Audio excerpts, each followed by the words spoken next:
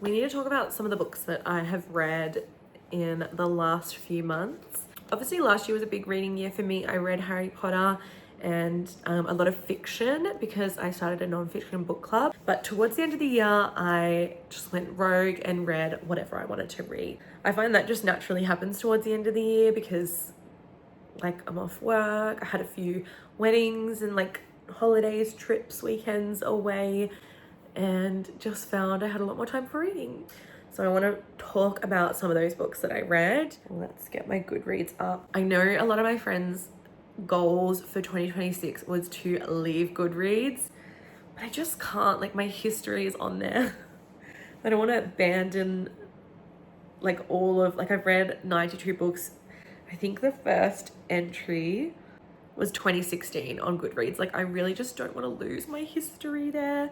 I know you can import and move to different like sites, but I can't remember. There was that one that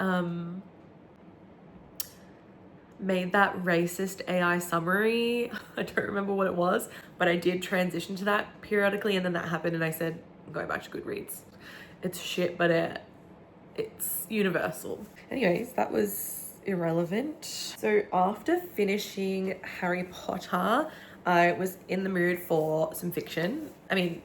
I was in the mood for some non-fiction. I was kind of fictioned out. I loved the series, but I just wanted something a little bit different. So I read Educated by Tara Westover. So this is a memoir about her experience growing up as a Mormon in Idaho, like quite rural Idaho. Her parents were very anti-government, anti-medicine, anti a lot of things. So she was quite secluded and cut off from the world. The biggest focus of this book is how she learned to educate herself to get herself out of her situation. She didn't realize anything was wrong with her situation until she got educated and escaped like abuse that had been normalized in her family. And this was a really empowering read for me. I rated it 5 stars, but I feel like it had the biggest impact on me that a nonfiction / memoir has ever had. I was just so impressed with the fact that she was able to educate herself. Like, I feel like that's something that I could never do, and it was just really inspiring. It inspired me to go through a phase of refreshing my high school maths and English knowledge. I did like a little ChatGPT year 12 refresher course for myself because I was like, oh my god, this girl taught herself how to do maths and like get into college, and I don't even remember high school maths, but it was really good. I really enjoyed it, and I love hearing about like different perspectives, especially like Mormons and like Idaho. I don't know why, like I'm just quite fascinated by Mormons and a lot of structured religion. It was good. 4 stars. The next book that I read was Ritual by Chloe Elizabeth Wilson, which is an Australian debut, I believe. I really liked this. It did come across as, let me tell you what it's about first. If you don't follow me on other platforms, I'm very much into makeup, beauty, lifestyle. And this is about a girl, Marnie Selick. She gets kind of like recruited by this massive beauty brand. It's similar to the likes of like Glossier, like it's called Ritual, and like the CEO is this like god-like woman. Like their products just have like a cult hold on society. It's more of like a culture than it is a makeup brand. So that was very intriguing to me. And she kind of gets caught up in the cult-like elements of this company, and things just get a little bit out of hand, but I really enjoyed it. I like reading Australian literature every now and then. So it was fun to like, I think it was, I don't know if it was Sydney or Melbourne, but like it felt like I was reading about my home, my city, Melbourne. And these people felt like people that I know or that I could meet in my lifetime. I feel like I didn't rate it very highly though. I rated it a 3 out of 5, which is kind of like an average for me because I feel like the author didn't really take a lot of risks. Like things got a little bit crazy, but they kind of got to the edge and then they stopped. Like she didn't jump off the cliff and go full crazy, which I would have appreciated more. Like the ending was quite disappointing, and it was quite she just didn't like go full crazy with it, and I feel like it would have been so much better if she did. But I loved the concept. I really enjoyed like 90% of the book. Just the ending was disappointing, and that's fine. I think not every book is going to be revolutionary, but I loved the concept and I would read more from this author. So I was pretty excited about it, and I'm glad that I read it. The next book that I read was the only book that I read in the physical form, not on my iPad, not on audio. That was The Wedding People. I actually originally DNF'd The Wedding People in the beginning of the year. I just wasn't in the place to read it, but I went on like a little holiday vacation for my best friend's wedding.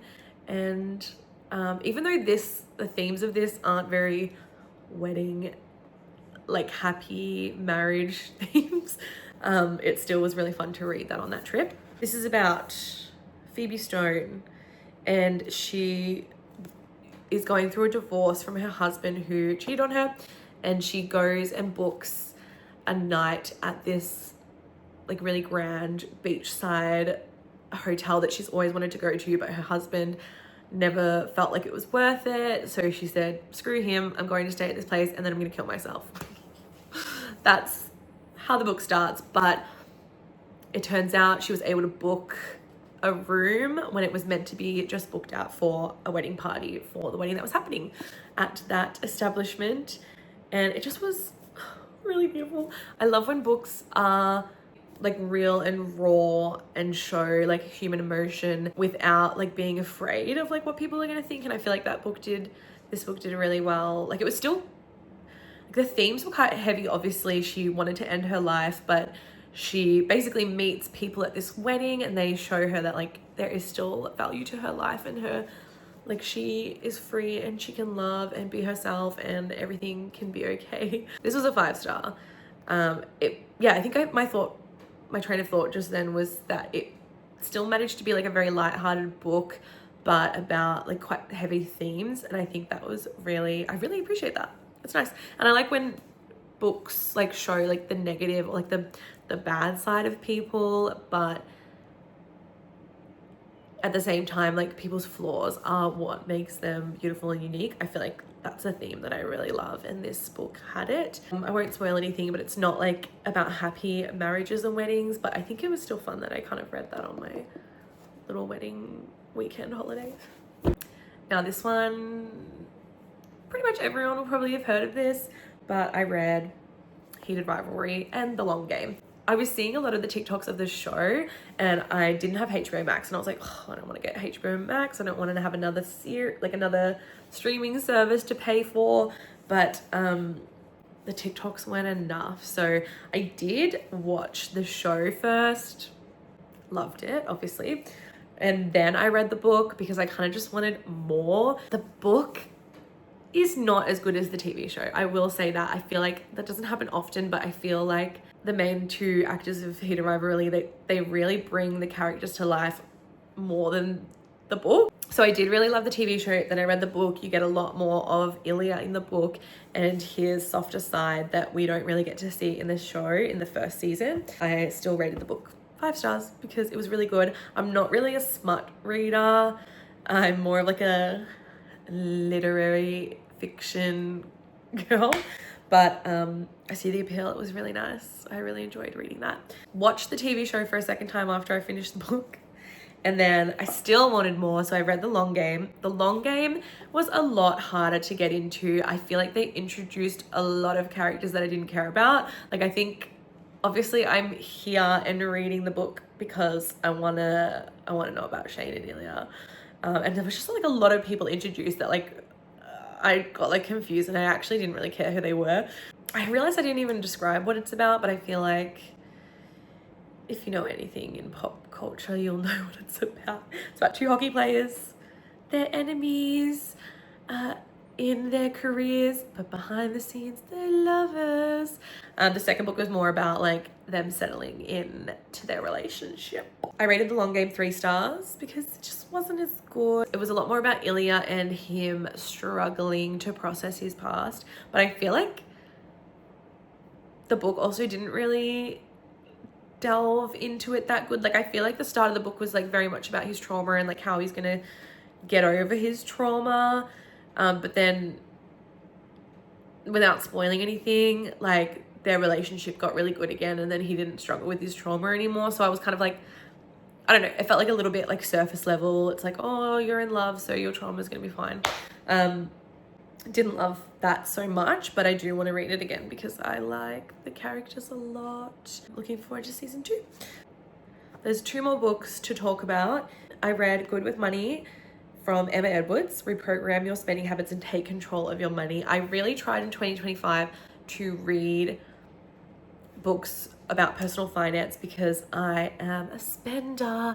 And this one actually really made a difference because it is about spending more than it is saving. Like I can save, I can do it, but spending is where I have a problem. I love to spend money. I think it's like an ADHD thing. I like seek the dopamine of a purchase. So yes, I am capable of saving money. It's the spending that I needed to get under wraps. And this book was really, really good. It's more about like the mental side of spending money, like the dopamine hits, and it was really good to understand things like that. And then she had a lot of good advice on how to curb the brain from wanting to spend the money.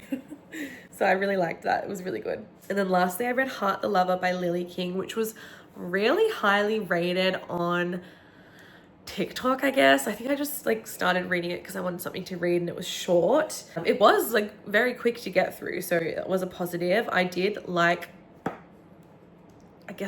the main characters.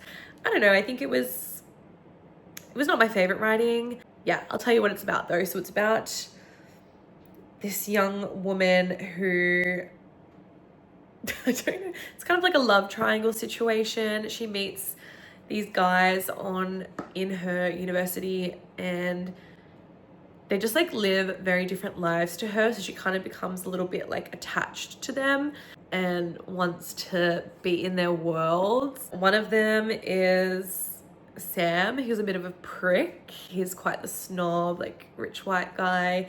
And she basically dates him and gets absorbed into his world, but it's not all it's cracked up to be. But he has a best friend, Yash, who they definitely have more of like a friendship and they get feelings for each other, and it's about navigating that. And there's also a lot of just these people are really influenced by, what's the word? This friendship group of guys are very influenced by society, and they really project a lot of things onto this woman. She doesn't have a name till the end, which I think is like a spoiler, which I didn't get because I kind of felt a bit left out because everyone was like, oh, there's a massive twist. But the twist was relating to her original debut novel, I believe, called Writers and Lovers. The twist was relevant to that book, which I hadn't read. So I got to it and I was like, huh? And I had to Google it and I was like, oh, I didn't, like, it's not a sequel or anything though. It's just like that twist was for the fans of her original book. And like, I don't know, I just felt a bit left out. I didn't know what she was talking about. It's not my favorite author, but it was a really easy, quick read, a little bit heartwarming, a little bit moving. It wasn't my favorite, but I'm glad I read it. And those are all the books that I have read over the Christmas, New Year, January period. And I had a lot of fun. I do have many reading goals. I've wanted to read the Hunger Games series for a really long time, but I'm halfway through the original Hunger Games trilogy. But I also want to read Sunrise on the Reaping before the movie comes out. So I'm like, I've got some questionable goals. I think I might just scrap the original for now and go straight to Sunrise on the Reaping. Something in me tells me I need to do it in order, but it's okay. It's okay, I'm gonna read. I'm gonna keep DNFing. I put up a little short about all the books I DNF'd in 2025 and why. Love DNFing. It's a passion of mine. I would encourage you to do more of that in 2026. That's my mood reading wrap up.